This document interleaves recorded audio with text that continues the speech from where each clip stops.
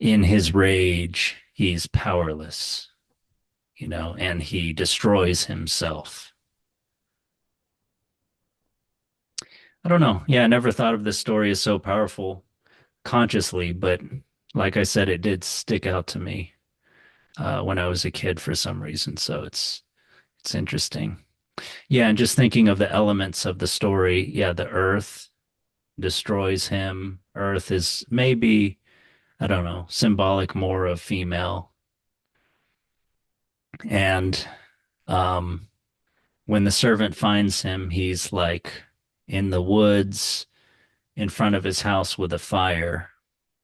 I always think it's interesting. He's in front of his house with the fire. He's not at home.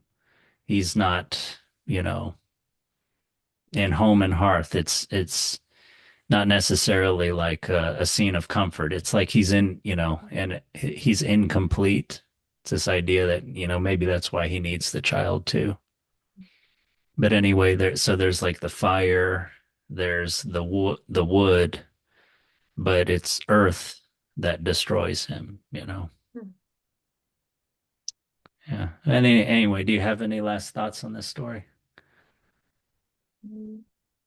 No, just that when you brought up the biblical similarities with the angel of death, like taking the firstborn child, I kind of wondered about that angel of death and like him and how similar it might be in a Yeah. way. Um, so yeah, there is like a few things that happen before the taking of the firstborn in the Yeah. Bible. But before that, it's like a series of plagues. Mm-hmm. But there is this idea like, let my people go, or I'll do this. Okay, you didn't let my people go, so then I'll do this, frogs and the locusts or whatever. And then finally taking the firstborn. But in the Rumpelstiltskin story, he's giving her something. And true, it is a series that is leading up to the bad thing. And maybe there's a difference here between like sort of the logic of wealth. There's maybe, and greed is, of course, an important part of this story. And maybe that's a lot, the the Moses story is more about liberation and Mm-hmm. suffering. This story is more about greed.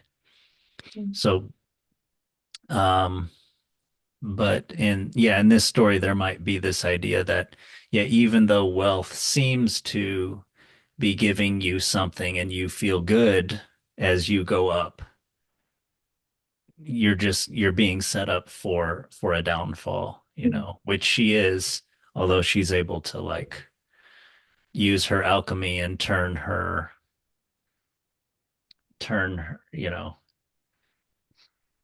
misfortune into fortune. I'm not sure how to finish that. It's like she's able to keep the gold and her child. There's no in the end there's no it's he's the one. It's not the god that laughs at all humanity like in the Greek myths that she has been doing having dealings with, but it is a mannequin. The story uses that word to describe him. It's a version of a man, and the fact that he's a small man probably is meaningful.